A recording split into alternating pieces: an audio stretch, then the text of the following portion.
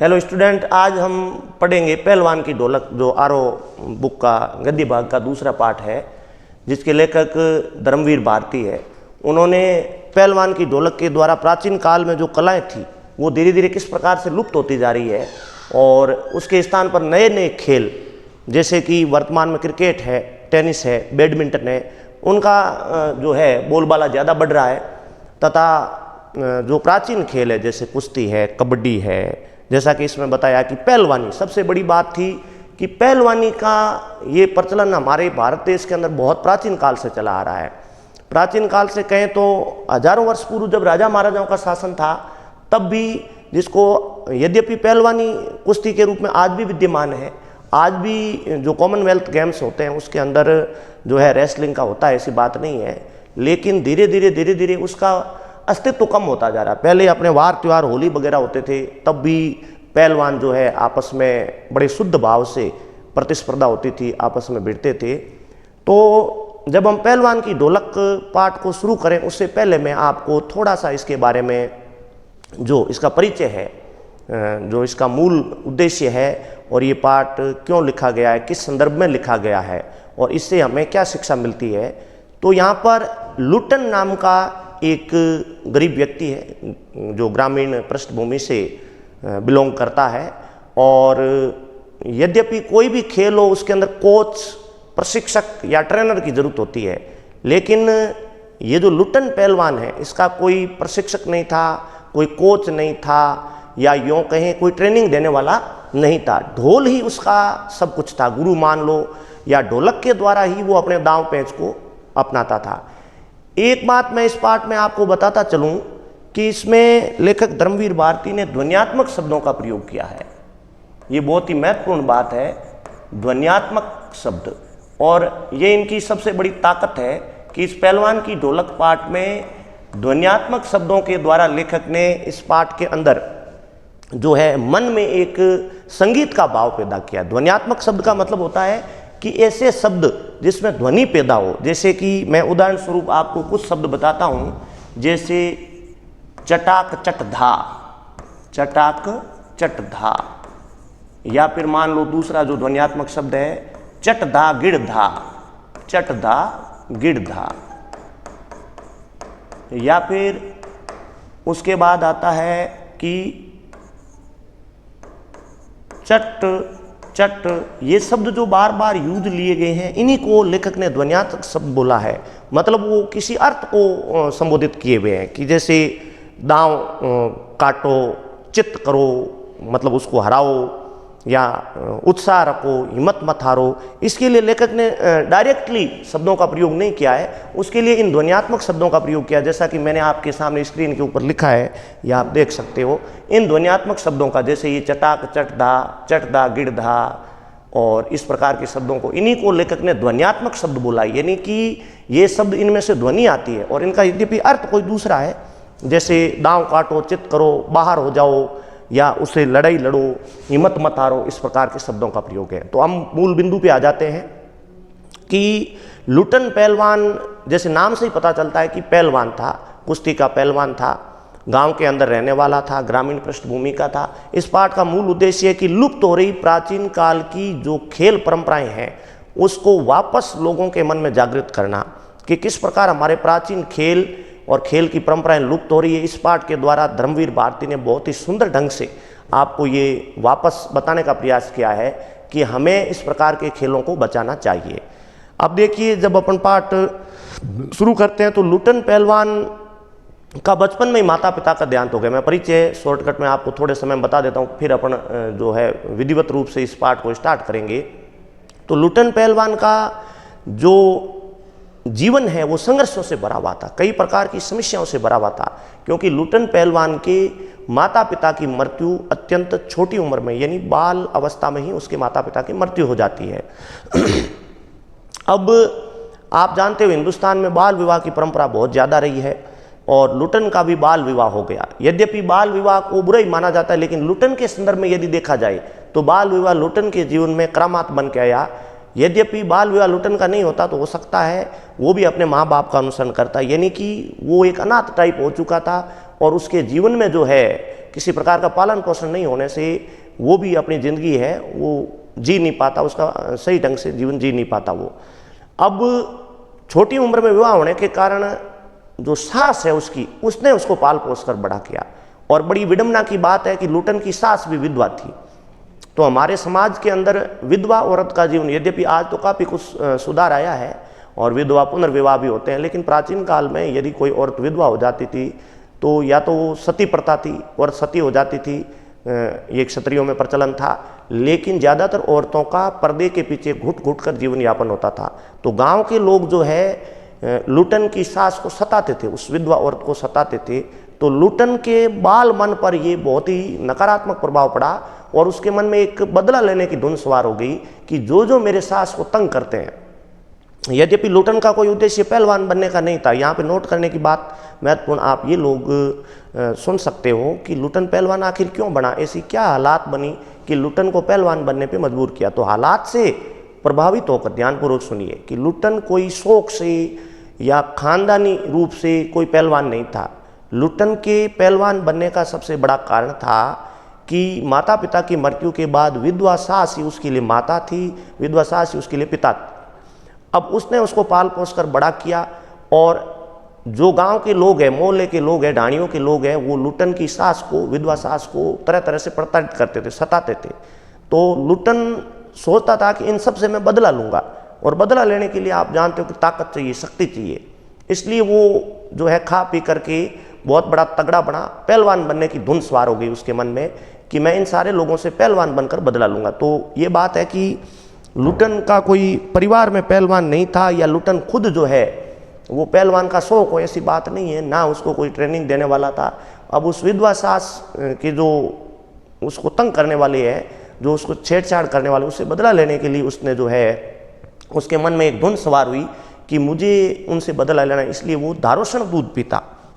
Point be noted, दारोशन का मतलब होता है कि विधवा सास गाय भैंसे रखती थी और लुटन हमेशा पहलवान बनने के लिए कच्चा दूध पीता था। आपको पता होगा कि दूध को गर्म करने के बाद उसका जो अंदर की ताकत है वो काफ़ी हद तक कम हो जाती है, और जो गाय का कच्चा दूध होता है वो बहुत ताकतवर होता है, और बच्चे के लिए तो बहुत ही रामबाण औषधि होता है, वो पीता है तो उसमें बहुत ही ताकत आती, शक्ति आती है। तो लुटन दारोशन दूध पीता, उसमें धुन सवार हो गई मुझे पहलवान बनना है, इसलिए वो जो उसकी सास गाय दूह के भैंस दूह के आती तो वो वहीं पर पास में गिलास भर करके दूध पी लेता था। दारो उष्ण का जब आप संधि विच्छेद करोगे, दार प्लस उष्ण गुण संधि है, ऊ प्लस ए प्लस ऊ बन के ओ बना है धारोषण, यानी कि डायरेक्टली जो गाय की धार जो है थन में से निकाल के दूध निकाला जाता था वो उष्ण होता था, गर्म होता था, थोड़ा सा गर्म होता है, इसलिए उसका नाम पड़ा है दारोषण दूध। और इस प्रकार से वो जो है बहुत ज़्यादा हकड़ा तकड़ा बन गया। अब धीरे धीरे समय के साथ बात बीतती गई, समय जाता रहा और उस विधवा सास की भी मृत्यु हो गई और लुटन की उम्र भी काफ़ी बढ़ गई। लुटन के मन में एक क्रेज़ पैदा हो गया कि मुझे पहलवान बनना है। यद्यपि जो मूल उद्देश्य था वो लेखक ने यहाँ कोई वर्णन नहीं किया कि उसने बदला लिया कि नहीं लिया, ये बात आगे वर्णित नहीं हुई है, लेकिन ये ज़रूर बताया कि उसने जो ये पहलवानी का जो जुनून था उसके अंदर, वो केवल इसीलिए था कि अपने सास को तंग करने वाले से बदला लेना। लेकिन आगे लेखक ने कहीं वर्णन नहीं किया कि उसने बदला लिया कि नहीं लिया, आगे उसकी विधवा सास का क्या हुआ, इस पाठ के अंदर ऐसा कुछ भी नहीं बताया हुआ है। अब लुटन अचानक एक दिन घटना घटित होती है कि कोई ये पंजाब पृष्ठभूमि से जुड़ी हुई कहानी, क्योंकि आप जानते हो कि ये जो पहलवानी का दंगल है वो हरियाणा पंजाब के लोगों में ज़्यादा है, क्योंकि वहाँ के लोग ताकतवर होते हैं, खान पान के शौकीन होते हैं, शक्तिशाली लोग होते हैं, हकड़े तकड़े होते हैं, लंबे होते हैं, मोटे होते हैं और ताकतवर लोग होते हैं। अब आप देखो कि एक मेला लगता है गांव के अंदर, श्यामनगर का मेला, श्यामनगर मेला, जिसमें दंगल का आयोजित होता है। आपने पिक्चर भी देखी, दंगल पिक्चर, उसके अंदर दंगल का शाब्दिक अर्थ यही होता है कि कुश्ती के लिए जो प्रतियोगिता होती है, जो मैदान होता है, उस जगह को दंगल बोला जाता है, वहाँ पर पहलवान लोग भिड़ते हैं। तो श्यामनगर के मेले में लुटन जो है वो श्यामनगर का मेला देखने जाता है और वहाँ पर वो दंगल देखता है, मतलब वहाँ पहलवानों की कुश्ती वो देखता है। तो यहाँ पर हम देखेंगे कि उस मेले में पहले प्राचीन काल में राज दरबार जो होता था, राजतंत्र था, स्वाभाविक सी बात है, जिस पृष्ठभूमि कहानी हम पढ़ रहे हैं, लोकतंत्र नहीं था, राजतंत्र था। राजा महाराजाओं के शौक हुआ करते थे कि वो कविता सुनते थे, उनके दरबारों में कवि रहते थे, पहलवान रहते थे, और दंगल का आयोजन भी राजा महाराजा करवाते थे। तो श्यामनगर के राजा ने उस दंगल का आयोजन कराया था, उसमें बड़े बड़े पहलवान आए थे। मैं आपको बताता चलूँ कि यहाँ पर एक पहलवान का आपको नाम बताएंगे, जैसे चांद सिंह, जो राज पहलवान था। राज पहलवान जैसे राज कवि होता है, राज दरबारी होता है, वैसे राज पहलवान था जिसका नाम था आपके चांद सिंह। उसको लोगों ने शेर का बच्चा टाइटल दे रखा था। उसका नाम तो चांद सिंह था, लेकिन उसको निकनेम दे रखा था, उसकी पहलवानी को देखकर शेर का बच्चा उसको उपनाम दे रखा था, क्योंकि उसकी पहलवानी किसी शेर के बच्चे से कम नहीं थी। वो बिल्कुल डरता नहीं था, घबराता नहीं था, इसलिए लोगों ने उसको शेर का बच्चा दे रखा था। उससे भिड़ने की कोई हिम्मत नहीं करता था। एक वहाँ पे पहलवान था काला खां, जो 2-3 पहलवानों का वर्णन यहाँ पर लेखक ने किया है। काला खां भी बहुत ही नामी पहलवान था, और ऐसा माना जाता है कि काला खां एक अजब स्टाइल से वो धरती पर थाप मार करके एक आवाज़ निकालता था, एक बहुत ही डरावनी आवाज़, आली। और जैसे ही वो आली की ध्वनि निकालता था तो ऐसी मान्यता थी कि कई छोटे मोटे पहलवान वहाँ से दौड़ जाते थे, भाग जाते थे, और कईयों को तो लकवा मार जाता था। अब लुटन उस मेले को देखने जाता है, राजा के नेतृत्व में वो दंगल का आयोजन होता है, और जब वो मेला चल रहा होता है तो उस समय पहलवानों की उछल कूद चल रही होती, प्रतियोगिता चल रही है। तो उस चांद सिंह को कोई जो है चैलेंज करने वाला नहीं था, उसको सामने भिड़ने वाला कोई नहीं था। तो लुटन ने उसको चुनौती दे दी। लुटन ने कहा कि भाई इस शेर के बच्चे से मैं भिड़ूंगा। ज़्यादा कोई उम्र नहीं थी, ना कोई जाना पहचाना पहलवान था। चांद सिंह के पास तो पूरा जनमत था, राजा का सहयोग था। लुटन अपनी तरफ अकेला था, उसके साथ कोई किसी प्रकार की भीड़ नहीं थी, ना उसके पास कोई गुरु था। लुटन का पहलवान कोई गुरु नहीं बल्कि ढोल था। ये क्वेश्चन भी इम्पोर्टेंट कि लुटन का पहलवान कोई गुरु नहीं बल्कि उसका गुरु ढोल ही थी। कैसे सिद्ध कीजिए, इसका भी अपन वर्णन आगे पढ़ेंगे। तो लुटन ने चुनौती दे दी उस शेर के बच्चे को, और सारे वहाँ के लोगों ने लुटन को गालियाँ निकालनी शुरू कर दी, और लोगों ने तालियां बजा करके आश्चर्य करना शुरू कर दिया कि शेर का बच्चा जिससे बड़े बड़े पहलवान खौफ खाते हैं, ये जो एक ग्रामीण बच्चा है लुटन, ये कैसे भिड़ेगा। राजा ने भी बहुत समझाया, उसको कहा कि आप मेला देखो और घर जाओ, लेकिन लुटन ने तो जिद कर ली कि मैं इसे भिड़ूंगा। अब दोनों की कुश्ती होती है। दोनों की कुश्ती के अंदर एक बार तो लुटन को दबा देता है शेर का बच्चा जो चांद सिंह है, वो उसकी गर्दन पकड़ करके चित कर देता है और पूरी तरह से हावी हो जाता है जो आपके शेर का बच्चा है। लेकिन लुटन के मन में जुनून था, लुटन के मन में पूरी जिज्ञासा थी कि मुझे हराना है। तो जिसके मन में कोई जीतने का जज्बा हो, ऐसा माना जाता है कि इस दुनिया में इम्पॉसिबल कुछ नहीं, असंभव कुछ नहीं। इस कहानी से ये भी सीखोगे आप कि कहाँ तो एक उस पूरे इलाके भर का प्रसिद्ध शेर का बच्चा नाम वाला चांद सिंह, और कहाँ बेचारा एक लुटन सामान्य सा जो है पहलवान था।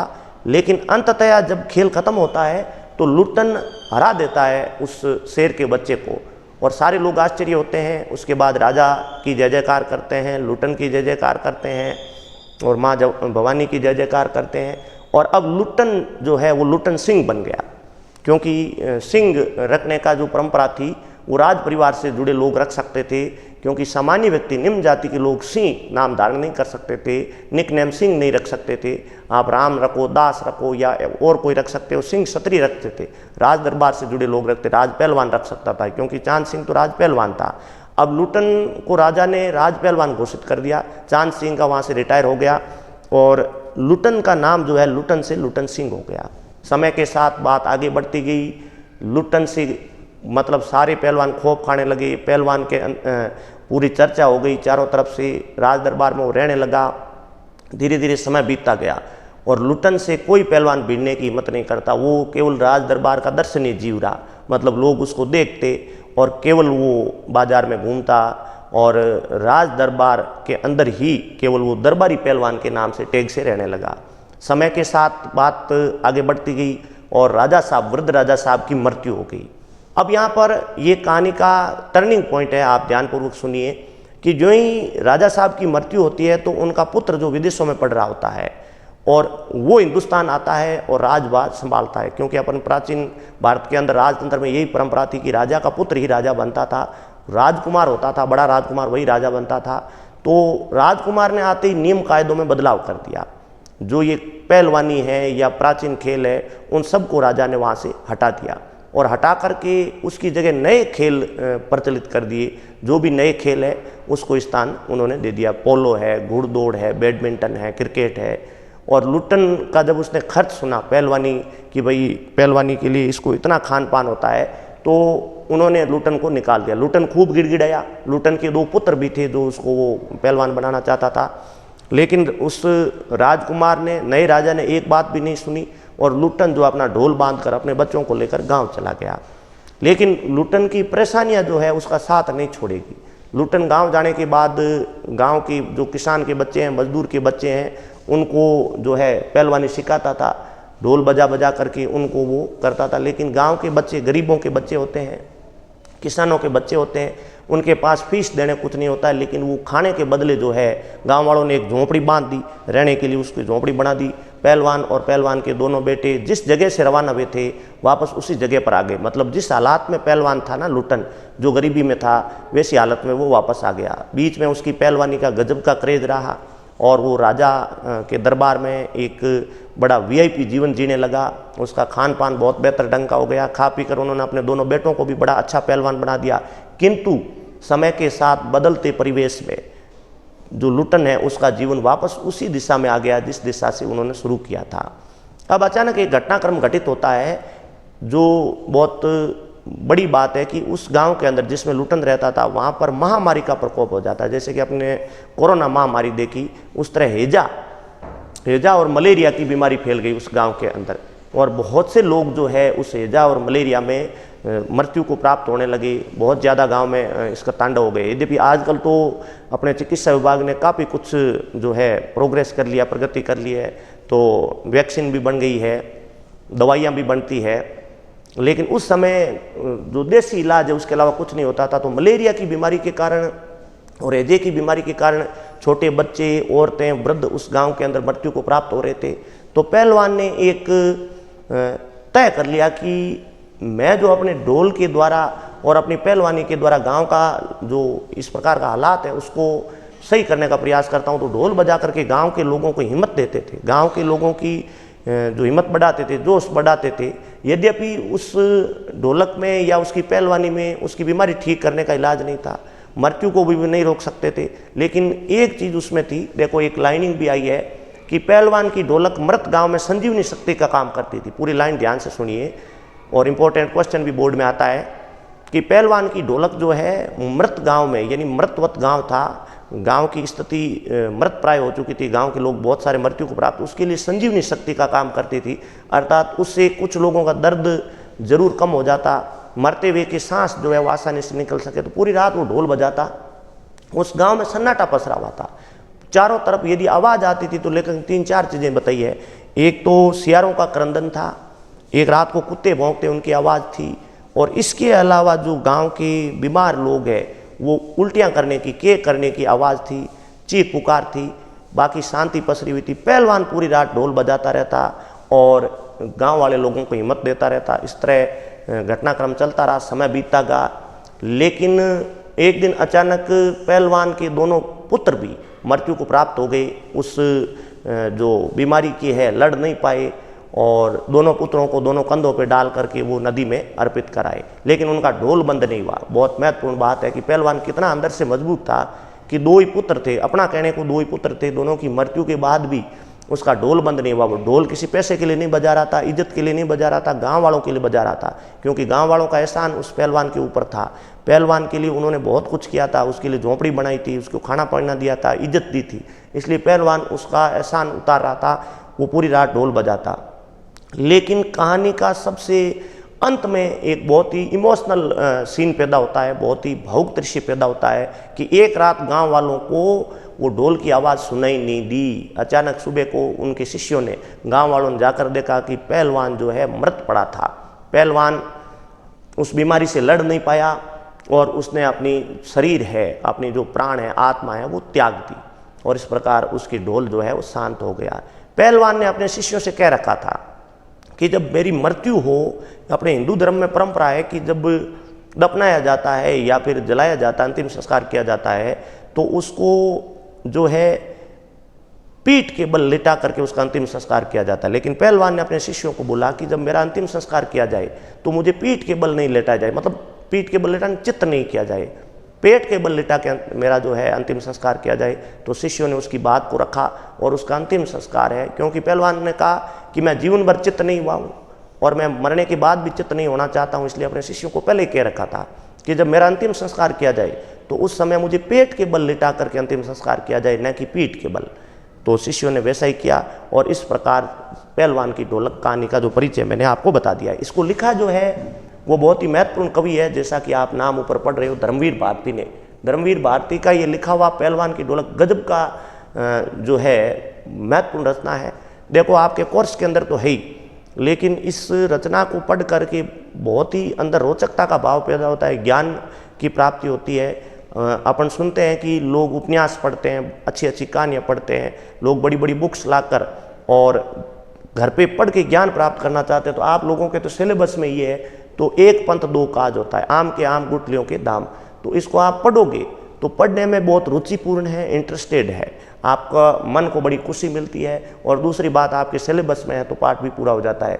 तो मेरी सलाह एक रहेगी कि इस पाठ को सुनने के बाद, ये वीडियो देखने के बाद एक बार अवश्य रीड करें। तो कक्षा 12 के छात्र हैं, और केवल कक्षा 12 के छात्र ही नहीं, अगर दूसरे लोग भी इसको पढ़ना चाहे तो ये एक इस प्रकार की रचना है जिसको पढ़ करके वास्तव में आनंद की उत्पत्ति होती है। गजब की रचना है, इस प्रकार की रचनाएं आजकल देखने को नहीं मिलती है। ऐसे लेखक आजकल बहुत कम रचनाएं लिखते हैं। अब अपन देखते हैं धर्मवीर भारती का परिचय। धर्मवीर भारती का जन्म 1926 के अंदर इलाहाबाद, यद्यपि आप लोग जानते हो कि ज़्यादातर लेखकों का जन्म या तो उत्तर प्रदेश में हुआ है या बिहार में हुआ है। धर्मवीर भारती का जो है जन्म 1926 के अंदर इलाहाबाद, इसका नाम यद्यपि अब इलाहाबाद नहीं रहा है, बदल गया है। इलाहाबाद को जो नाम बदल करके इसका, जैसा मैं आपको बताता चलूँ कि प्रयागराज हो गया। ऐसा माना जाता है कि प्राचीन काल में भी इस जगह का नाम प्रयागराज ही था, बीच में मुगलों ने इसका नाम बदल करके जो है इलाहाबाद रख दिया। अलाहाबाद भी बोलते हैं, इंग्लिश में यदि आप पढ़ते हो तो अलाहाबाद है, और हिंदी में पढ़ते हो तो उसको इलाहाबाद अपन उच्चारण करते हैं। लेकिन जो मोदी सरकार ने है इसका नाम वापस जो है इलाहाबाद बदल कर प्रयागराज, वर्तमान में इसका नाम प्रयागराज है। यद्यपि ये जो पहले का पाठ छपा हुआ इसलिए इसके अंदर इलाहाबाद भी आपको नजर आ रहा है स्क्रीन पर, लेकिन आप प्रयागराज लिख सकते हो। इनकी मृत्यु जो है सन 1997 में, अल्प आयु में इनका निधन हो गया। धर्मवीर भारती बहुत ही कम उम्र में जो है अपने जीवन के अंदर जो है संसार छोड़ के चले गए, 50-55 साल की उम्र में ही चले गए। इनको कई राष्ट्रीय पुरस्कार मिले हुए हैं, पद्मश्री पुरस्कार कल भी अपन पढ़ रहे, जनेंद्र कुमार को भी ये मिला हुआ है।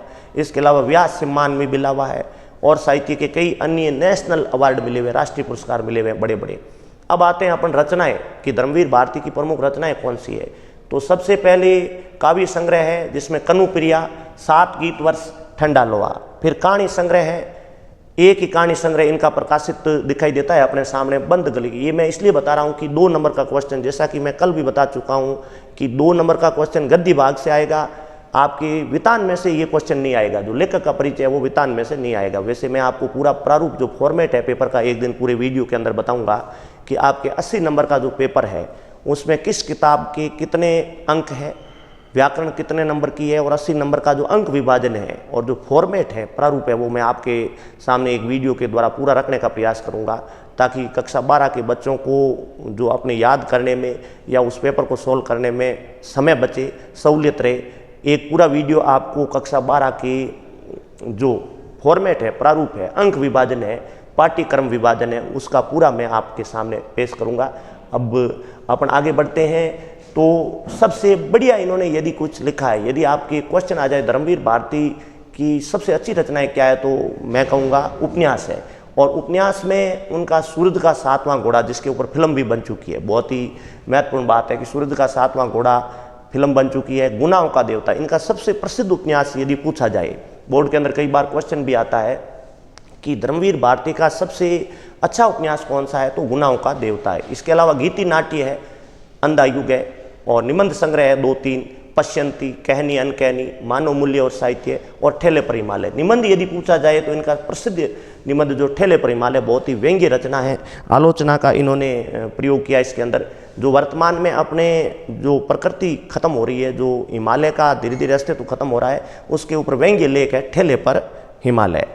अब अपन जो ही धर्मवीर भारती के परिचय की में आगे बढ़ते हैं तो जैसे कि आपके स्क्रीन पर साफ साफ नजर आ रहा है जो काले अक्षरों में लिखा हुआ है, गुनाहों का देवता। जैसा मैं पहले भी बता चुका हूँ आपको कि धर्मवीर भारती का प्रसिद्ध उपन्यास क्या है, मैंने यहाँ पर आपको अंडरलाइन किया है। गुनाहों का देवता उपन्यास से लोकप्रिय धर्मवीर भारती आज़ादी के बाद साहित्यकारों में विशेष स्थान है।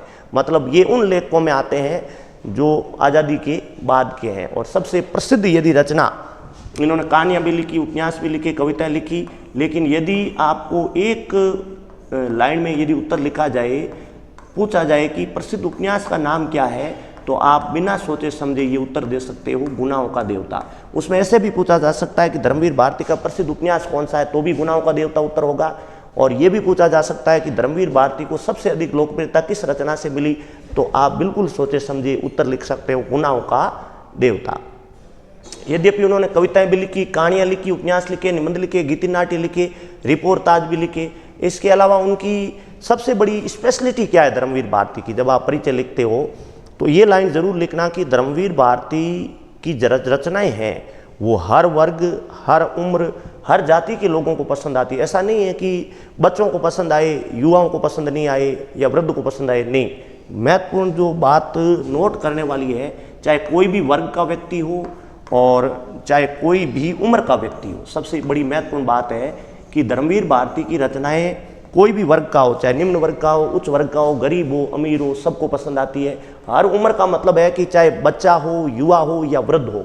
ये लाइन बहुत ही महत्वपूर्ण है, आप लोगों को ध्यान में रखने की बात है। नीचे एक और महत्वपूर्ण बात लिखी कि सूरज का 7वां घोड़ा पर हिंदी भाषा में फिल्म भी बन चुकी है। तो जब आप परिचय धर्मवीर भारती का बोर्ड के अंदर आता है तो ये दो महत्वपूर्ण बातें जरूर लिखना कि हिंदी साहित्य जगत में एक अच्छे उपन्यासकार के रूप में धर्मवीर भारती प्रसिद्ध है। जो उनका जन्म का सन है, जन्म उनका जैसे मैं बता चुका हूँ प्रयागराज इलाहाबाद जिसका नाम पहले था उत्तर प्रदेश में वह है। मृत्यु का सन याद रखना है, लेकिन ये दो चीज़ें जरूर याद रखना कि धर्मवीर भारती हिंदी साहित्य में सबसे ज़्यादा लोकप्रिय हुए गुनाहों का देवता उपन्यास के कारण, और उनकी कौन से जो है रचना पर फिल्म बन चुकी है उसका आप सूरज का 7वां घोड़ा, ये ध्यान रखना। कई बार ये प्रश्न आता है कि भाई हिंदी के अंदर धर्मवीर भारती की कौन सी रचना पर फिल्म बन चुकी हिंदी भाषा में, तो आपको याद रखना सूरज का 7वां घोड़ा। और यदि ये प्रश्न आता है कि किस रचना के कारण जो धर्मवीर भारती को सबसे अधिक पॉपुलैरिटी मिली, लोकप्रियता मिली, तो उसका आपको उत्तर है गुनाहों का देवता। अगर ये सिंगल क्वेश्चन आता है तो भी उत्तर ध्यान रखना है, और यदि धर्मवीर भारती का परिचय भी दिया जाए तो भी ध्यान रखना है। ये दो क्वेश्चन बहुत इंपॉर्टेंट है। मैं वापस रिपीट तीसरी बार कर रहा हूँ, पूरा ध्यान दिया जाए कि किस रचना के कारण धर्मवीर भारती ज़्यादा लोकप्रिय हुए, लोगों में ज़्यादा इनकी लोकप्रियता किसके कारण हुई, तो उत्तर होगा गुनाहों का देवता, जो कि उपन्यास है। एक बहुत ही इंटरेस्टेड प्रेम कथा है, लव स्टोरी है गुनाहों का देवता। और दूसरी है सूरज का 7वां घोड़ा, उसके अंदर हिंदी में फिल्म बन चुकी है। यदि ये क्वेश्चन आ जाए कि धर्मवीर भारती की उस रचना का नाम बताओ जिसमें हिंदी भाषा में फिल्म बन चुकी है, तो होगा उसका उत्तर सूरज का 7वां घोड़ा। अब देखो धर्मवीर भारती ने, जैसा कि हमने कहा कि हर वर्ग, हर उम्र के लोग तो पसंद करते ही है, लेकिन इन्होंने जो अपनी रचनाएं लिखी है ना, वो भी निम्न मध्यम वर्ग के लोगों पे ज़्यादा लिखी है। मतलब उच्च वर्ग के लोगों पर इन्होंने रचनाएं कम लिखी, चाहे भले इनका उपन्यास हो, नाटक हो, कहानी हो। निम्न मध्यम वर्ग को इन्होंने अपना विषय बनाया है। जब अपन आगे बढ़ते हैं तो कुछ पत्र पत्रिकाएं छोटी मोटी एक दो धर्मवीर भारती ने लिखी है, जिसमें आप नाम याद रखना पड़ेगा धर्मयुग। अगर आपको रचनाओं के परिचय के अंदर सबसे महत्वपूर्ण बात एक और याद रखने की है, तो जैसे आपने इनकी देखी कविता लिखी है, क्या क्या रचनाएं लिखी वो मैंने अभी आप लोगों को बताया है कि इन्होंने कविताएं लिखी, इन्होंने उपन्यास लिखे, इन्होंने कहानी लिखी, इन्होंने रिपोर्टाज लिखी, इन्होंने निबंध लिखे, इनकी फिल्म भी बन चुकी है। लेकिन एक ये बात भी याद रखना जरूरी है कि इनकी एक पत्रिका थी धर्मयुग, ये भी नाम याद रखना। ये क्वेश्चन आ जाता है कि धर्मवीर भारती के द्वारा लिखी हुई पत्रिका, जो प्रसिद्ध पत्रिका, उसका नाम क्या है, धर्मयुग, ये आपको याद रखना है। अब अपने धर्मवीर भारती का परिचय पूरा हो गया है। अब अपना आते हैं पाठ परिचय। यद्यपि पाठ परिचय मैं पिछले आधे घंटे से आप लोगों को पाठ परिचय बता रहा था, लेकिन फिर भी शॉर्टली जल्दी में मैं आपको यहाँ पर जो आपकी स्क्रीन पे नज़र आ रहा है उसको भी बता देता हूँ पूरा पाठ। और यहाँ पर जो पाठ दिया हुआ है, काले मेघा पानी दे। काले मेघा पानी दे पाठ के अंदर जो आपको बताएंगे, जिसमें जो आप लोग देखते हो कि विज्ञान और विश्वास दो बड़ी चीज़ें हैं। यद्यपि जो मैं आपसे माफ़ी चाहता हूं कि अभी जो मैं आपको बता रहा था उसका परिचय दिया जा रहा था पहलवान की ढोलक का था, जिसके अंदर फणीश्वरनाथ रेणु, फणीश्वरनाथ रेणु, थोड़ा सा जो है मिसअंडरस्टैंडिंग हो गई। जो अपन पाठ का परिचय देते रहे पहलवान की ढोलक, वो फणीश्वरनाथ रेणु का दे रहे थे। और जो इन्होंने धर्मवीर भारती ने जो पाठ लिखा है उसका नाम है काले मेघा पानी दे। जो पहलवान की ढोलक अपन परिचय दे रहे थे, वो पहलवान की ढोलक लिखा हुआ है फणीश्वरनाथ रेणु का, पहलवान की ढोलक। और धर्मवीर भारती का जो पाठ लिखा हुआ है उसका नाम है काले मेघा पानी दे। तो थोड़ा सा आप लोगों को इस बात का ध्यान रखना होगा कि ये दोनों ही प्रसिद्ध उपन्यासकार है। फणीश्वरनाथ रेणु भी बड़े अच्छे आंचलिक उपन्यास लिखे हैं और धर्मवीर भारती ने भी अच्छे अच्छे उपन्यास लिखे हैं। ये दोनों पाठ ही आपके एक ही प्रकार के हैं, लगभग इनका मूल विषय एक ही है और दोनों ही अच्छे उपन्यासकार हैं।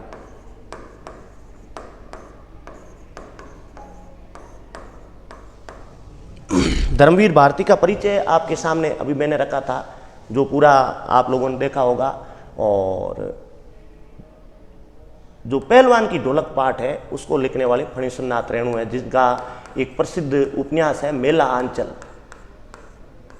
मेला आंचल उपन्यास है जिसके द्वारा इन्होंने पूरे हिंदी जगत के अंदर तहलका मचा दिया था।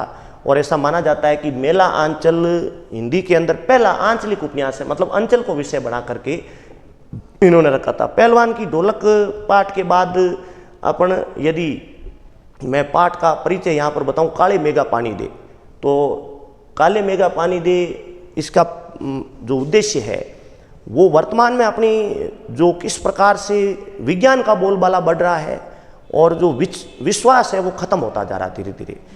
विज्ञान के जो आविष्कार है, विज्ञान की जो गतिविधियां हैं उसको लोग ज़्यादा तवज्जो देते हैं और विश्वास वाली बातें धीरे धीरे खत्म हो रही है। यहाँ पर देखो, हिंदुस्तान के अंदर बहुत सारी परंपराएं रही है कि हम अपनी कोई प्रथाएं हैं, जो रीतियां हैं, विश्वास है, उसको ज़्यादा मानते हैं। तो यहाँ लेखक ने इस संस्मरण के द्वारा, संस्मरण कैसी रचना होती मैं आपको बता देता हूँ। जब लेखक अपने जीवन में कोई प्राचीन घटनाक्रम होता है उसको अपनी स्मृति के आधार पर लिखता है तो वो संस्मरण कहलाता है। पहले आप लोगों को जो मैंने परिचय बताया था वो पहलवान की ढोलक का था। अब मैं आपको परिचय पूरा बता देता हूँ काले मेघा पानी दे का। इन दोनों पाठों के परिचय से लगभग आपको बात क्लियर हो जाएगी। और दोनों के जो मैंने अभी धर्मवीर भारती का परिचय दिया था, उन्होंने लिखा है काले मेघा पानी दे। और जो मैं पहलवान की ढोलक अभी मैंने परिचय बताया था आपको, पूरा परिचय पहलवान की ढोलक वाला, लूटन वाला, उसके लेखक का नाम फणीश्वरनाथ रेणु है। तो ये दोनों पाठ आपकी स्क्रीन के ऊपर मैं आपको ध्यानपूर्वक आप लोगों को देखने की बात है कि पहलवान की ढोलक, इस पाठ को लिखने वाले हैं फणीश्वरनाथ रेणु और दूसरा है काले मेघा पानी दे, इसको लिखने वाले आपकी धर्मवीर भारती है, धर्मवीर भारती। और पहलवान की ढोलक, इसको लिखने वाले हैं फणीश्वरनाथ रेणु। तो हम लोगों ने अभी पहले जो पढ़ा है वो पाठ परिचय जो पढ़ा था वो पढ़ा था पहलवान की ढोलक का, इस पाठ का। और जो लेखक का परिचय पढ़ा था वो धर्मवीर भारती का पढ़ा था कि धर्मवीर भारती जिन्होंने मतलब काले मेघा पानी दे पढ़ा है।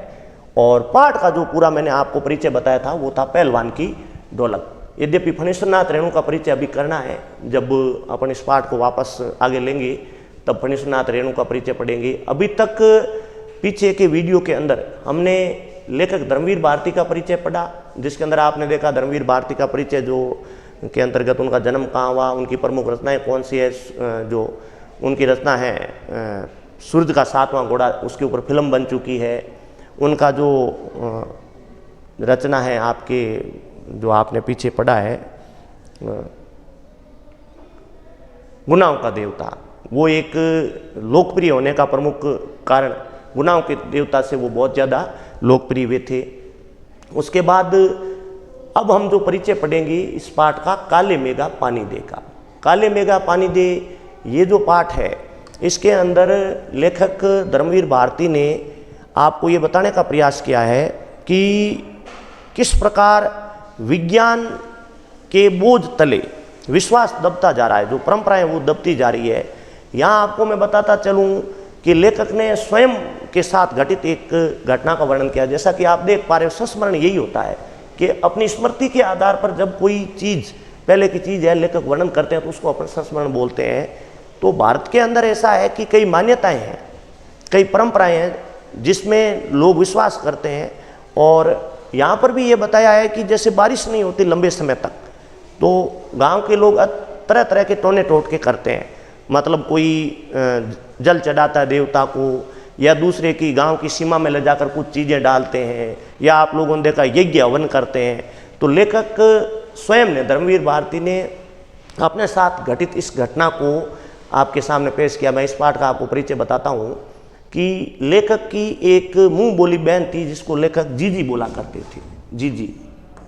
अब ये जीजी जो है विश्वास की प्रतीक ज़्यादा थी और लेखक विज्ञान को ज़्यादा मानते, क्योंकि लेखक पढ़े लिखे थे। वर्तमान काल के अंदर विज्ञान का बोलबाला ज़्यादा है। तो यहाँ पर एक लड़कों की जो मंडली है, उस लड़कों की मंडली के अंदर कुछ यूँ कह सकते हैं किशोरावस्था के बच्चे हैं जिनकी उम्र 10 से 20 साल के बीच है। वे बच्चे जब गांव में लगातार बारिश नहीं होती है तो गांव की गली के अंदर घर घर घूम करके पानी इकट्ठा करते हैं, और पानी इकट्ठा करके और उसको अपने ऊपर डालकर बाल्टियों से, और फिर कादे में कीचड़ में लोट पोट होते हैं। तो गांव के लोगों ने इस प्रकार के लड़कों को 2 नाम दे रखा है, जैसा कि बोर्ड के अंदर क्वेश्चन भी आता है। एक तो नाम दे रखा है आपके इंद्रसेना, वो जो गांव के लड़के हैं जो पानी मांगने जाते हैं, उनका नाम एक दे रखा है इंद्रसेना, और एक दे रखा है मेंढक मंडली। जो लोग उनके काम को पसंद करते हैं, इस पानी डालने वाले को, उन्होंने अलग नाम दे रखा है, और जो लोग उसके काम को पसंद नहीं करते उन्होंने नाम जो है अलग दे रखा है। अब आपके सामने दिखाई दे रहा है इंद्रसेना। इंद्रसेना उन लोगों ने नाम दिया है जो कहते हैं कि ये सही काम कर रहे हैं, और इन लड़कों के इस प्रकार पानी डालने से इंद्र भगवान प्रसन्न हो गए और हमारी बारिश होगी, तो उन लोगों ने तो ये नाम दे रखा है इंद्रसेना। और जो लोग इनके काम से दुखी है, पसंद नहीं करते हैं, कहते हैं कि पानी का अपव्यय कर रहे हैं, उन्होंने इसका नाम दे रखा है मेंढक मंडली। कह रहे हैं कि मेंढकों की तरह उछल कूद कर रहे हैं, फालतू में कादा कीचड़ कर रहे हैं, फालतू में ये जो वेस्टेज कर रहे हैं, उन्होंने उनका नाम दे रखा है मेंढक मंडली। अब जब देखें तो जीजी को पसंद है इसलिए जीजी उनको इंद्रसेना बोलती है, लेखक को पसंद नहीं है इसलिए वो मेंढक मंडली बोलती है। लेकिन जीजी अनपढ़ होते हुए बहुत समझदार है, लेखक को जो है वो समझाती इस बात को कि ये जो बच्चे कर रहे हैं वो बिल्कुल गलत बात नहीं है। मैं आपको काले मेघा पानी दे पाठ का आपको पूरा परिचय बता रहा हूँ। जीजी लेखक को, यद्यपि लेखक जीजी की कोई बात को नहीं टालता, लेकिन उसने कहा कि इस बात में मैं आपका साथ नहीं दूंगा, क्योंकि ये बच्चे जो है पानी की किल्लत है। जब बूंद बूंद के लिए हम पानी के लिए तरस रहे हैं तो ये लोग पानी व्यर्थ में डाल रहे हैं और व्यर्थ में बहा रहे हैं, अपव्यय कर रहे हैं। तो जीजी उनको 2 बातें बताती है। महत्वपूर्ण बात है कि एक तो दान, एक तो सबसे बड़ी बात है दान, और दूसरा है त्याग। देखो जीजी लेखक को दान और त्याग के बारे में बताती है। जब लेखक ने उनको मना किया ना कि मैं पानी नहीं डालूंगा, तो जीजी उसको भारत की जो कुछ परंपराएं हैं जिसके बारे में बताती है कि भारत में दान की परंपरा रही है, दान का महत्व माना गया है। और दूसरा त्याग, भारत के ऋषि मुनियों ने, महर्षियों ने त्याग किया है। और जीजी 2 उदाहरण देती है, लेखक को राजी करती है उस काम के लिए, पानी डालने के लिए। 2 उदाहरण कौन सा? एक तो वो देती है कि मान लो अपने को बहुत सी जो है मात्रा में फसल प्राप्त करनी हो, तो हम कुछ किलोग्राम अनाज जो धरती में डालते हैं और उससे हमें जो है वो बहुत ज़्यादा टन या मण के रूप में या बहुत जो है क्विंटल के रूप में अनाज प्राप्त होता है, तो कुछ पाने के लिए कुछ खोना पड़ता है। तो ये उन्होंने बताया। दूसरा उन्होंने कहा कि मान लीजिए आपके पास कोई चीज़ खाने की पड़ी है और आपको अत्यंत भूख लगी हुई, जैसे ही आप खाने लगते हुए ऐसा आदमी आ जाता है जो कई दिनों से नहीं खाया है और वो भूख से बिलबिला रहा है, और अगर आप अपने भूख को दबा करके उसको खाने के लिए दे देते हो तो जीजी कहती है वास्तव में त्याग वो है। मान लीजिए आपके पास करोड़ों रुपए है, लाखों रुपए है, उनमें से यदि 100-200 रुपये या 10-20-50 रुपये दे देते हो तो जीजी कहते हैं वो कोई दान नहीं है, त्याग नहीं है। हमारे ऋषि महर्षियों की परंपरा रही है कि अगर हमें कुछ प्राप्त करना है, यदि इंद्र भगवान से, वो उस बच्चों के पानी के संदर्भ बोल रही है कि हमें इंद्र भगवान से जो है प्राप्त करना है पानी, तो उसके लिए हमें इन बच्चों पे पानी डालना होगा, तब इंद्र भगवान हमें 100 गुना 1000 गुना करके जो है लौटाएंगे। इस प्रकार लेखक और जीजी के बीच आपसी जो है तर्क वितर्क चलता रहता है, और लेखक कहते हैं कि मैं स्वयं भी इन चीज़ों पर विश्वास नहीं करता, लेकिन मेरी मजबूरी थी कि जीजी जो है वो मुझे बार बार ऐसा करने, किशोरावस्था की उम्र थी लगभग लेखक की, जो वो इंद्र सेना वाले बच्चे थे वही प्रकार की उम्र थी, लेकिन जीजी भी जानबूझ करके ये जो पानी डालने वाला काम है उन लड़कों के ऊपर, इंद्र सेना के ऊपर, वो लेखक से करवाती थी, क्योंकि उसका जो फल है वो लेखक को मिले। वो चाहती तो जैसे तैसे वृद्ध अवस्था में भी उन बच्चों के ऊपर पानी डाल सकती थी, लेकिन जीजी ये जो काम है, यही नहीं, इस प्रकार के जितने भी काम हैं, मैं आपको यहाँ बताता चलूँ कि इस प्रकार के जितने भी काम हैं वो लेखक से करवाती ताकि उसका फल जो है लेखक को मिले। और इसमें भी जीजी वो बाल्टी भर के पानी उस लड़कों पे डालने के लिए लेखक को जिद करती है, लेकिन लेखक साफ मना करते हैं कि मैं इन कायदे से भरे हुए लड़कों के ऊपर, जो कीचड़ से लथपथ बच्चे हैं, इनके ऊपर पानी नहीं डालूंगा, पानी का अपव्यय है, क्योंकि लेखक वर्तमान काल में आधुनिक जीवन शैली वाले हैं और जीजी जो है वो प्राचीन विचारधारा वाली है, इसलिए उन दोनों के बीच थोड़ी सी अनबन होती है। जीजी, मैं यहाँ बताता चलूँ कि सगी बहन नहीं थी लेखिका की, सॉरी लेखक की, वो मुंह बोली बहन थी। मुंह बोली माने तो मानी हुई बहन थी, ब्लड रिलेशन नहीं था, खून का रिश्ता, रक्त संबंध नहीं था, लेकिन वो अपनी सगी बहन से बढ़कर मानते थे और उनकी किसी बात से मना नहीं करते थे। अब अपन जब पाठ की ओर आगे बढ़ते हैं तो वो जो कार्य किया जा रहा था, क्या वो गांव के लोग उस काम में, यानी कि जो पानी डाल रहे थे बच्चे बाल्टियां भर भर के, क्या गांव के लोग उस काम में उन बच्चों के साथ थे? तो मैंने आपको यहाँ बताया था कि वो 2 भागों में विभक्त थे, गांव के लोग भी। कुछ लोग ऐसे थे जो उनके काम को पसंद करते थे और कुछ लोग ऐसे थे जो उनके काम को बिल्कुल ही पसंद नहीं करते थे, और इसी कारण ही उनका जो बच्चों का नामाकरण भी किया हुआ था। नामाकरण ये किया हुआ था, एक वे लोग जो पसंद करते हैं उन्होंने इंद्र सेना नाम दे रखा था, और दूसरा जो पसंद नहीं करते उन्होंने मेंढक मंडली दे रखा है। मान लीजिए इंद्र सेना के संदर्भ में बोला जाए तो जीजी का उदाहरण दे सकते हो, और मेंढक मंडली के संदर्भ में बोला जाए तो लेखक का उदाहरण दे सकते हो। लेखक जैसे अनेक गांव के लोग थे जो उनको मेंढक मंडली मानते थे, और जीजी जैसे अनेक लोग थे जो उनको इंद्र सेना मानते थे, मतलब कहते थे ये सही काम कर रहे हैं। बच्चे जो है वो कोई वास्तव में पानी के लिए उनको आवश्यकता नहीं थी, लेकिन कई महीनों तक इंतजार करने के बाद जब बारिश नहीं हो रही थी तो उन लड़कों का मानना था कि अब हम इंद्र भगवान को प्रसन्न कर रहे हैं, यज्ञ कर रहे हैं, मतलब ये पानी डाल के एक प्रकार से, और इस यज्ञ से इंद्र भगवान प्रसन्न होंगे। जबकि लेखक कहते हैं कि इस प्रकार की ये अंधविश्वास है, कुप्रथा है, कुपरंपरा है, इससे इंद्र भगवान खुश नहीं होने वाले, घर में पानी पड़ा है उतना ही आप लोग खराब कर दोगे। अब जब अपन पाठ शुरू करते हैं, काले मेघा पानी दे, आपकी स्क्रीन के ऊपर आ रहा है। अब जैसे ही पाठ शुरू करते हैं तो देखिए आप, उन लोगों के नाम थे इंद्र सेना और मेंढक मंडली। जैसा कि मैं पहले आपको बता चुका हूँ कि इंद्र सेना और मेंढक मंडली नाम दे रखे थे, ये आपस में दोनों के विपरीत है। इंद्र सेना नाम अलग है और मेंढक मंडली नाम जो है अलग है। जो लोग उनको नग्न स्वरूप शरीर से, उनके उछल कूद से, शोर शराबे से और गली में होने वाले कादे कीचड़ से चिढ़ते थे, उन्होंने तो उनका नाम दे रखा था मेंढक मंडली। और जो लोग उनको अच्छा बोलते थे, जो लोग उनके काम को पसंद करते थे, उन्होंने जो है नाम दे रखा था इंद्र सेना। तो ये दोनों प्रकार का नाम अपन पहले पढ़ चुके हैं। अब वो लड़के आवाज़ किस प्रकार की निकालते हैं आप यहाँ पर देखिए, वो गाना गा रहे हैं, काले मेघा पानी दे, गगरी फूटी बेल प्यासा, पानी दे गुड़दानी दे, काले मेघा पानी दे। ये रट लगाते हैं, मतलब वो लड़के जब पानी मांगने जाते हैं ना गलियों में तो ये आवाज़ लगाते हैं। फिर वो उछलते कूदते जाते हैं और किसी भी दरवाजे पर जाकर के वो ये आवाज़ लगाते हैं, पानी दे मैया इंद्र सेना आई है। वो अपने आप को इंद्र सेना बोलते हैं, और जो दरवाजे पर जाकर औरतों को बोलते हैं कि पानी दे के, हम इंद्र के द्वारा भेजे हुए दूत है, आप हमें पानी दो, हम इंद्र को चढ़ाएंगे और इंद्र जो है हमें वापस खूब पानी प्रदान करेंगे। वो आषाढ़ के महीने थे। देखो आप हमारे राजस्थान के अंदर जो है आषाढ़ का जो महीना है उसमें आप देखो गर्मी भी बहुत ज़्यादा मात्रा में पड़ती है, बहुत ज़्यादा उमस होती है।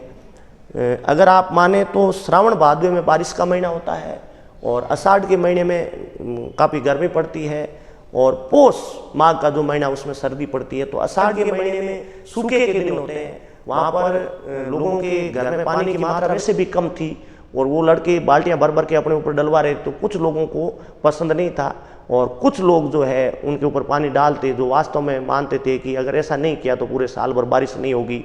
और जैसे ही वो औरतें उनके ऊपर पानी डालती तो वो गंगा मैया की जय बोलते और अगले घर की ओर चल पड़ते।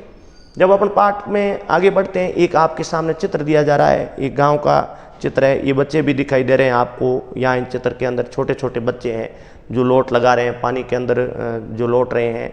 और ऊपर जो खिड़कियाँ हैं वहाँ खिड़कियों से ये देखो चित्र, इसके अंदर पानी फेंकती हुई और दिखाई देती है, ये चित्र इसमें है। इसके अंदर हर घर के आगे ये लड़के हैं और औरतें जो है वो पानी फेंकती हुई आपको नजर आती है और ये टोलियों के रूप में आगे बढ़ते थे। अब लेखक भी उनको देखते थे तो लेखक कहते हैं मेरी समझ में ये नहीं आ रहा है कि जब पानी की किल्लत है, जब आप पानी की बूंद बूंद के लिए तरस रहे हो, तो होना ये चाहिए कि जिस चीज़ की आपके पास कमी है उसको आपको सहेज कर रखना चाहिए, उसका कलेक्शन करना चाहिए, जबकि आप लोग तो उल्टा इसका अपव्यय कर रहे हो। तो लेखक इसका ये कह करके विरोध करते थे और जीजी कहते थे कि ये अपव्यय नहीं है, जितना हम दे रहे हैं ना उसका 1000 गुना 100 गुना हमें वापस मिलेगा। लेखक ने उसको, जैसा कि आप यहाँ देख पा रहे, अंधविश्वास नाम दिया था।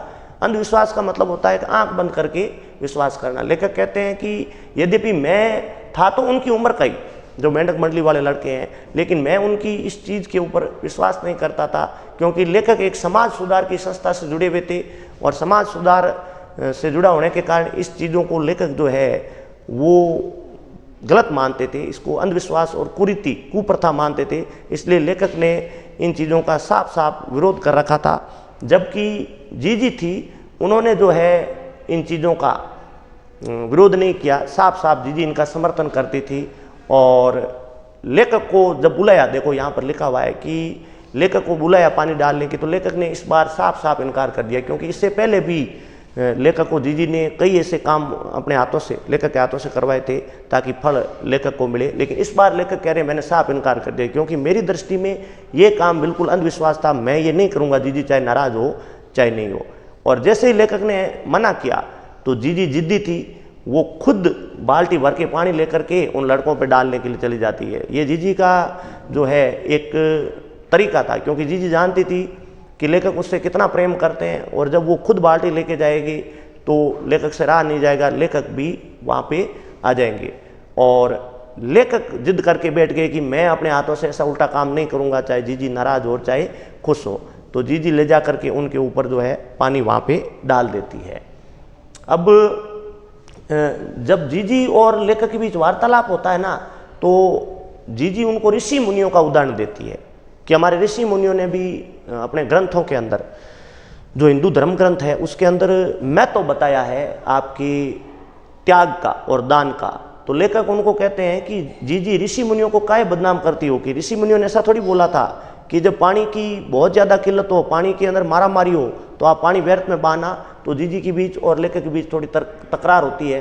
कुछ देर तक वो दोनों चुपचाप बैठे रहे और फिर जीजी का गुस्सा थोड़ा शांत हुआ और जीजी जो है लेखक को समझाना चाहती है, उसको जैसा अपन वर्णन पढ़ चुके हैं कि त्याग और दान का फल समझाती है कि भाई यहाँ पे साफ साफ देखो कह रही है कि त्याग तो वह होता है जो चीज़ तेरे पास भी कम है, जिसकी तुझको भी ज़रूरत है, अपनी ज़रूरत को पीछे रखकर दूसरों के कल्याण के लिए दे दे। त्याग वो होता है, दान वह होता है और उसी का फल मिलता है। ये कथन जो कहा हुआ है जीजी के द्वारा कहा हुआ है। जब लेखक मान नहीं रहे थे ना, जीजी ने ये बात कही थी कि वास्तव में त्याग वो है जो आपके पास कम चीज़ है और वो दूसरों को आप दे देते हो। जिसकी बहुतायत आपके पास है वो कोई त्याग या दान नहीं होता है। उसके बाद आगे जीजी जो है एक उदाहरण और देती है, यहाँ आप देख पा रहे हो कि अगर 30-40 मन गेहूँ उगाना है तो किसान 5-6 सेर अच्छा गेहूँ अपने पास लेकर जमीन की क्यारियों में बना के फेंक देता। त्याग बोला कि त्याग तो करना ही पड़ेगा। अगर आप वो गेहूँ नहीं बोओगे 5-7 किलो जो है तो आपको मण या क्विंटल में वो प्राप्त नहीं होगा। तो 3-4 उदाहरणों द्वारा जीजी अपनी बात का वजन रखती है, अपनी बात का महत्व बढ़ाती है और लेखक को ज्यों त्यों खुश करना चाहती है कि ये काम गलत नहीं है। लेकिन लेखक जो है उनके ऊपर भी इस प्रकार का जुनून सवार था कि ये जो कार्य है वो अंधविश्वास लेखक मानता नहीं है।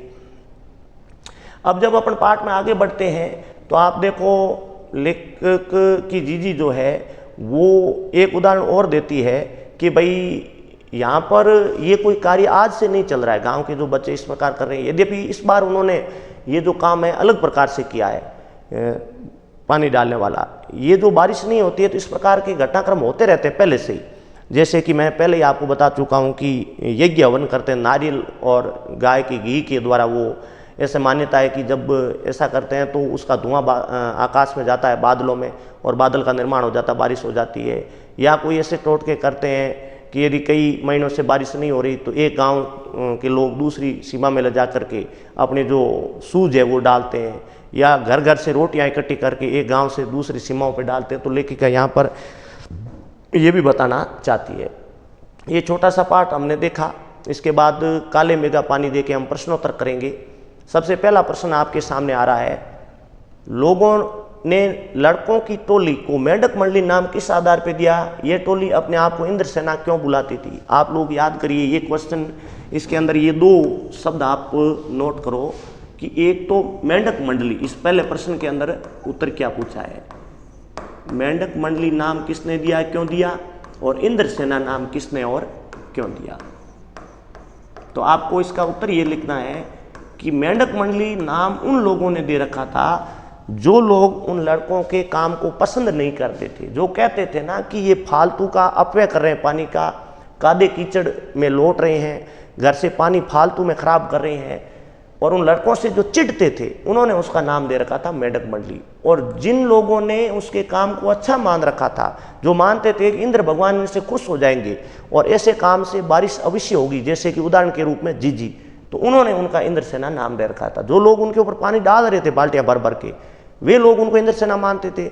जो लोग उनके काम के विरोध करते थे, उनको वहाँ से भगा देते थे, उन्होंने उनका मेंढक मंडली नाम दे रखा था। जब इसका आप उत्तर लिखते हो तो उसके अंदर आप उदाहरण दे सकते हो कि मेंढक मंडली जो नाम है उसमें लेखक का उदाहरण दे सकते हो, लेखक उनके काम को अच्छा नहीं मानते थे।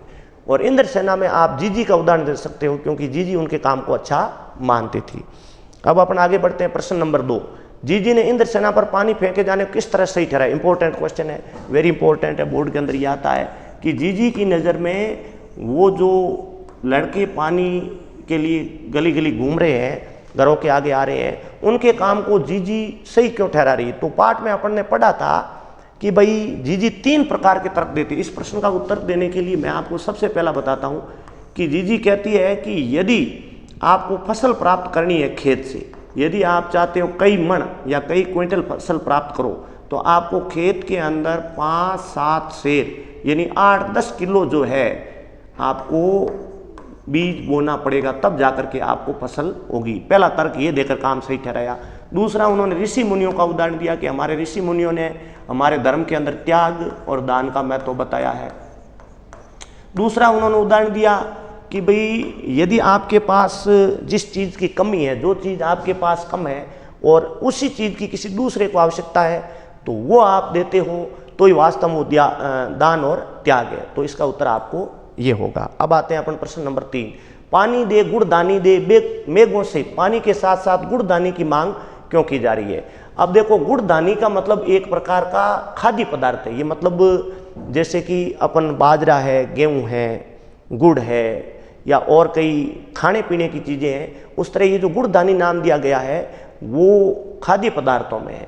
तो यहाँ पर पानी दे और गुड़ दानी दे मतलब वो जो बच्चे हैं ना, केवल पानी की मांग नहीं कर रहे हैं। इस प्रश्न में आपको ये बताना है कि बच्चे पानी भी मांग रहे हैं इंद्र भगवान से और गुड़ दानी भी मांग रहे हैं। मतलब आपको ये बताना है कि बच्चे कह रहे हैं कि हे इंद्रदेव, केवल पीने के लिए पानी नहीं देना है, आप इतना पानी देना कि हमारी खेती हो सके, फसल हो सके और खाद्य पदार्थ उसमें पैदा हो सके, यानी कि बाजरा है, गेहूं है, वो पैदा हो सके। इसलिए उन्होंने पानी के साथ साथ इंद्र भगवान से गुड़ दानी की भी मांग की है और यही आपसे उत्तर पूछा जा रहा था।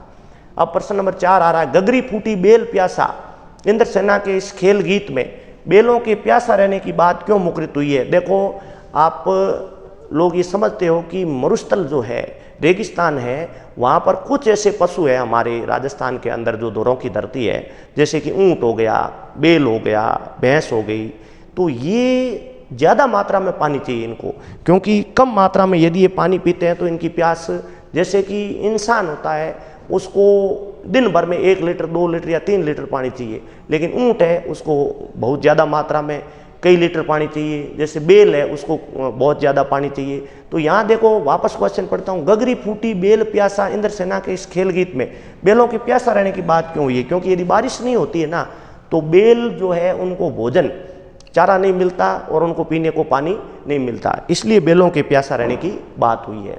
प्रश्न 5, इंद्र सेना सबसे पहले गंगा मैया की जय क्यों बोलती है? नदियों का भारतीय सामाजिक सांस्कृतिक परिवेश में क्या महत्व है? इसका उत्तर ये बताएगा कि भाई, गंगा को आप लोग जानते हो देव नदी माना जाता है, गंगा को देव नदी, क्योंकि ये जो नदी है वो धरती पर नहीं थी। इस नदी को भागीरथ नाम का जो राजा है वो धरती पर लाया था लंबी तपस्या करके, क्योंकि धरती का जब पाप बढ़ गया था। तो भारत के अंदर सामाजिक और सांस्कृतिक परिवेश में नदियों का बड़ा महत्व, क्योंकि नदी को हम केवल नदी नहीं मानते, जैसे उदाहरण के रूप में गंगा, यमुना और सरस्वती है, नदी को हम माँ के रूप में मानते। स्पेशली जब आप इसको जब प्रश्न का उत्तर लिखते हो तो इसमें गंगा का उदाहरण देना, क्योंकि गंगा केवल हमारे लिए नदी नहीं है। ऐसी मान्यता है कि गंगा में डुबकी लगाने से पाप से मुक्ति मिलती है, मोक्ष की प्राप्ति होती है, और जो लोग इस संसार को छोड़ के चले जाते हैं उनको मुक्ति की प्राप्त होती है और पाप से भी मुक्ति मिलती है। तो इसमें उत्तर ये देना है कि भारत के अंदर जो नदी है वो केवल नदी नहीं मानी जाती, हमारे सामाजिक जीवन में और सांस्कृतिक जीवन में नदी का रूप जो है देवी के रूप में है। नदी का जो है मान्यता बहुत अच्छी है, नदी के द्वारा बहुत सी मनोवांछित इच्छाएं पूरी होती है। अगला प्रश्न, रिश्तों में हमारी भावना शक्ति का बढ़ जाना विश्वास के जंगल में सत्य की राह खोजती हमारी वृद्धि की शक्ति को कमजोर करती है। पाठ में जीजी के प्रति लेखक की भावना के संदर्भ में इस कथन का औचित्य की समीक्षा कीजिए। देखो, आपने जब अपन पाठ पढ़ रहे, इस प्रश्न का उत्तर थोड़ा ध्यान से सुनना पड़ेगा आपको, कि रिश्तों में कई बार हमारी भावना शक्ति बढ़ जाती है, यानी कि भावना शक्ति का पता अंदर से चलता है, बाहर बोलने से नहीं चलता, कि किसी के प्रति हमारा जो रिश्ता है वो भावनाओं से जुड़ा हुआ होता है, दिमाग से जुड़ा हुआ नहीं होता, मतलब दिल से जुड़ा होता है, हार्ट से जुड़ा होता है, आत्मा से जुड़ा होता है। यहाँ पर जैसे उदाहरण के रूप में लेखक जीजी से बड़ा प्रेम करते थे, क्योंकि जीजी ही उनके लिए सब कुछ थी, जीजी ने उनके लिए क्या कुछ नहीं किया था। लेकिन कई बार क्या होता है कि किसी विषय को लेकर जब दो राय हो जाती है, मान लीजिए जीजी की राय अलग थी और लेखक की राय उससे बिल्कुल ऑपोजिट थी, अलग थी, तो इसी प्रकार की भावनाओं से रिश्ते आपस में कमज़ोर हो जाते हैं। तो यहाँ आपसे पूछा है कि क्या वास्तव में जब हमारी भावना शक्ति बढ़ती है तो क्या रिश्ते कमज़ोर होते हैं? तो ये बात आपको यस में कहना है कि हाँ, ये बात सही है कि रिश्ते भावनाओं पे टिके हुए होते हैं। रिश्ते जो है कोई पैसे से या कोई और चीज़ों से मजबूत नहीं होते। रिश्ते चाहे भले खून के हो, रक्त संबंध हो, मित्र का रिश्ता हो, पड़ोसी का रिश्ता हो, या जैसे लेखक और जीजी का था वैसे मानव रिश्ता हो, लेकिन ये भावनाओं पे टिके होते हैं। यदि भावना शक्ति हमारी कमज़ोर है तो रिश्ते अवश्य कमज़ोर हो जाएंगे। ये आपको यहाँ पे उत्तर देना है प्रश्न नंबर 6 के अंदर। प्रश्न नंबर 7, क्या इंद्र सेना आज के युवा वर्ग पर प्रेरणा स्रोत हो सकती है? क्या आपके स्मृति कोश में ऐसा कोई अनुभव है जब युवाओं ने संगठित होकर समाज उपयोगी रचनात्मक कार्य किया हो? बिल्कुल। देखो कि यद्यपि इंद्र सेना का लेखक ने अवश्य विरोध किया है, लेकिन वर्तमान संदर्भ में देखा जाए तो जिस प्रकार की इंद्र सेना इस पाठ में बताएगी, वर्तमान समय में समाज उपयोगी हो सकती है। समाज उपयोगी मतलब समाज के लिए क्या वास्तव में ये प्रेरणा की हो सकती है? तो ऐसी बात है कि इस पाठ में तो काले मेघा पानी में तो यद्यपि दो तरह की विचारधारा है कि कुछ लोग पसंद करते हैं उनके काम को, कुछ नहीं करते, क्योंकि कुछ लोग मानते हैं कि पानी का अपव्यय कर रहे हैं, अंधविश्वास मान लिया। लेकिन इस प्रकार की उम्र वाले जो लड़के हैं, जो 10 साल से लेकर 20 साल की उम्र के बच्चे, तो समाज में ऐसे बहुत सारे कार्य हैं जहाँ पर इस प्रकार के बच्चे टोलियाँ बनाकर, सेना बनाकर, समूह बना करके समाज के लिए कई उपयोगी कार्य कर सकते हैं वर्तमान में। क्योंकि देखो जनसंख्या वृद्धि है, भ्रष्टाचार है और भी कई सामाजिक समस्याएं हैं।